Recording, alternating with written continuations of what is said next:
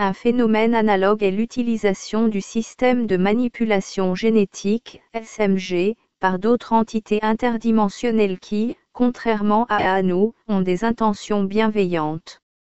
Rappelez-vous, j'ai indiqué plus haut dans l'entretien que le SMG est un système ouvert, et c'est ce qui expliquait le grand intérêt pour l'humanité manifesté par les autres êtres interdimensionnels. Ces êtres, qu'on appelle les gris, n'en sont qu'un exemple. L'instrument humain est unique dans le multivers connu, d'où l'obsession des autres races au sujet de ses qualités et de ses capacités. Ces races interdimensionnelles utilisent des vaisseaux spatiaux pour franchir les domaines vibratoires. Autrement dit, ils ne traversent pas l'espace, tel que nous l'imaginons, il s'agit plutôt de négocier des densités vibratoires, raison pour laquelle ils font usage de leurs vaisseaux spatiaux. S'ils passent de longues périodes dans notre domaine vibratoire, ils se manifestent et sont perçus par nos sens, et s'ils se manifestent pendant de longues périodes, ils deviennent incapables de retourner dans leur dimension d'origine. Ceci est dû à nos champs gravitationnels et aux subtiles différences entre les deux domaines d'existence. Certains de ces êtres interdimensionnels, ceux qui se sont matérialisés, se sont établis dans des bases souterraines ou bien ils ont, dans quelques cas, modifié leur corps physique afin de pouvoir s'intégrer correctement à la société humaine. Leur intérêt pour la condition humaine est la raison principale de la présence des ovnis, et de l'influence et des agissements extraterrestres. L'humanité est observée et étudiée plus que toute autre espèce, et si Anu a autorisé les autres races à examiner l'humanité, elle n'était pas censée l'influencer. Il existait cependant des êtres non inféodés à Anu, et qui opéraient indépendamment d'Anu et de ses alliés. Je fais ici une allusion directe aux Wingmakers. Le SMG est relié à la partie inconsciente du système mental humain. Donc, si on modifie le SMG chez une petite fraction des humains, cette modification est transférée à la famille humaine via le mental génétique ou inconscient. Expliquer comment les Wingmakers ont utilisé le SMG pour ouvrir des portails faisant communiquer les domaines humains et interdimensionnels demanderait plus de temps que je n'en dispose dans le cadre de cet entretien, mais permettez-moi seulement de dire que les Wingmakers ont harmonisé quelques-uns des implants du SMG de façon à permettre à certains membres de la famille humaine de reconceptualiser, et parfois même d'expérimenter, l'âme humaine libérée de l'empreinte du CDA. La Terre/la nature subit actuellement sa propre transformation, stimulée par sa résonance avec de nouvelles énergies spatiales et par son propre éveil, résultant de la condition humaine. La Terre/la nature est très consciente de l'influence humaine sur ces domaines, et cette influence a stimulé continuellement ses défenses ou ses stratégies d'existence. Il peut paraître difficile de comprendre que la Terre/la nature est consciente du système mental humain alors que nous sommes nous-mêmes grandement ignorants de notre condition, mais c'est la vérité. La Terre/la nature se rend compte que l'humanité doit s'éveiller à son essence réelle, ou bien son destin sera d'être asservi à ceux qui sont eux-mêmes asservis. Quant à la première ouverture des portails entre la dimension humaine et celle des royaumes interdimensionnels, elle date de 1998. Ces portails furent des exemples révélateurs de la manière dont Anu avait trompé pratiquement tous les êtres via la création de domaines intermédiaires, des programmes conçus à l'intérieur de programmes, eux-mêmes à l'intérieur d'autres programmes, dans le but d'établir Anu Dieu de tous. Tous ces récits figurent dans le registre historique des individus qui parcourent les cieux et rencontrent les anges et les maîtres. Ces récits sont nombreux au point de faire croire ce registre commun à tous. Ce n'est pas le cas. Avant l'ouverture des portails en 1998, les voyageurs des cieux interagissaient avec les royaumes du mental et baroblique ou les domaines astraux. L'ère de la transparence et de l'expansion a commencé en 1998 et se poursuivra indéfiniment dans le vaste avenir qui attend l'humanité et ses alliés interdimensionnels. Question 22 de Project Camelot. En un sens, ce concept n'est-il rien d'autre que l'illumination, comme on l'appelle plus traditionnellement? La prise de conscience directe de notre divinité est un concept connu dans la philosophie orientale, de même que reconnaître que nous sommes, avons été et serons toujours Dieu ou la source première. Réponse 22 de James. Anu a encodé dans l'être humain le désir de rechercher l'édification, et simultanément, il a créé le complexe Dieu-Esprit-Âme afin d'assurer partiellement la recherche. Je dis partiellement, parce que pour la plupart des gens la recherche commence dans une direction, puis en prend une autre, puis une autre et une autre encore.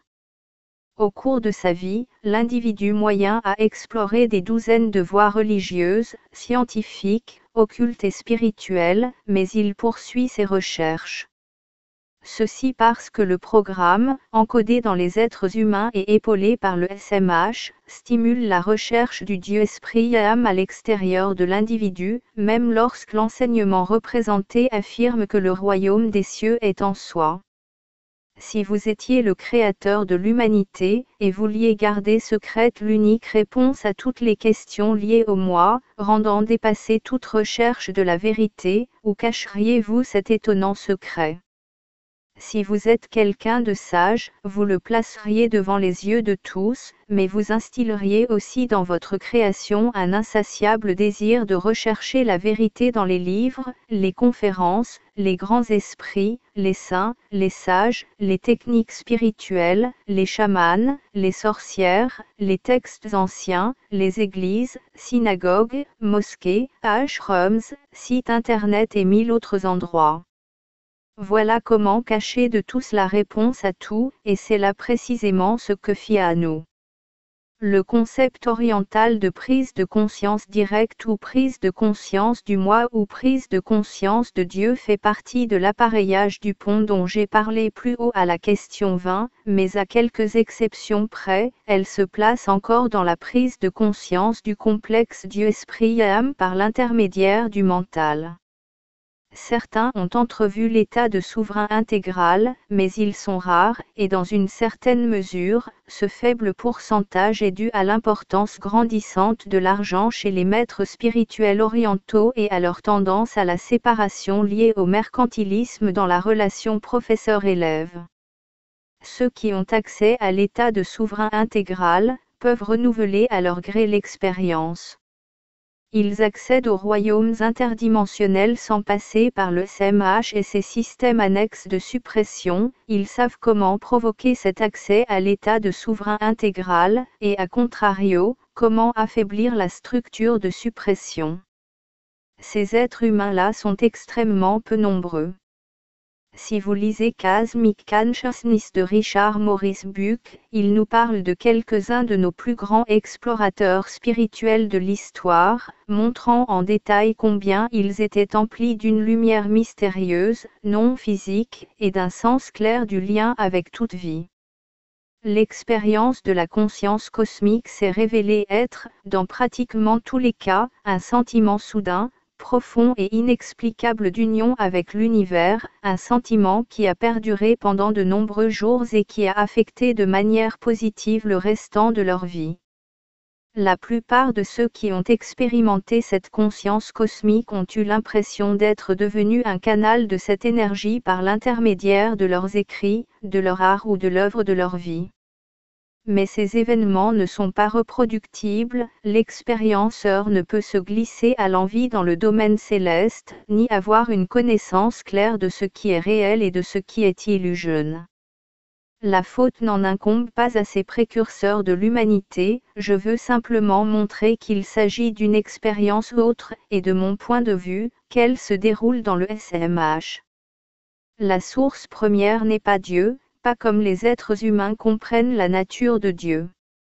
Dieu, en tant qu'entité, indépendant de vous ou de moi, n'existe pas bien qu'il y ait eu ceux, comme à nous, qui se sont pris pour Dieu et se sont fait passer pour lui. La source première est le collectif des souverains intégraux dans l'ensemble du multivers, et ce qui les relie est l'intelligence source. Tout le CDEA, tel qu'Anu l'a conçu, a été modelé selon la réalité suivante. Dieu égale la source première. L'esprit égale l'intelligence source. L'âme égale le souverain intégral. Mais ces concepts ne sont pas interchangeables. Si des gens vous disent « j'ai pris conscience de mon moi réel et j'ai donc atteint l'illumination », s'agit-il de l'illumination du CDA? Ou bien ont-ils vécu l'état de conscience de souverain intégral, au-delà du SMH? Dans ce dernier cas, vous ne les verrez pas parler de leurs livres, animer des colloques, fonder des écoles ou des ashrams, participer à des tournées de conférences, ni créer une voie spirituelle, guérir contre rémunération, tirer avantage de leur expérience, ou revendiquer des pouvoirs que les autres ne possèdent pas. Anu voulait s'assurer que ceux qui sont en quête de religion ou de spiritualité s'empêtrent dans les cieux de sa création. Voilà pourquoi la recherche à l'extérieur de soi est si puissamment ancrée en nous, pourquoi nous ressentons cette séparation du corps et de l'âme et de Dieu, pourquoi nous nous accrochons avec tant de ténacité aux versions diluées et affaiblies de la source première, de l'intelligence source et du souverain intégral trouvé dans le complexe Dieu-Esprit-Âme. Pourquoi nos pensées et nos prières, si emplies d'espoir, s'adressent au masque d'une source première ni égale à nous, ni une avec nous?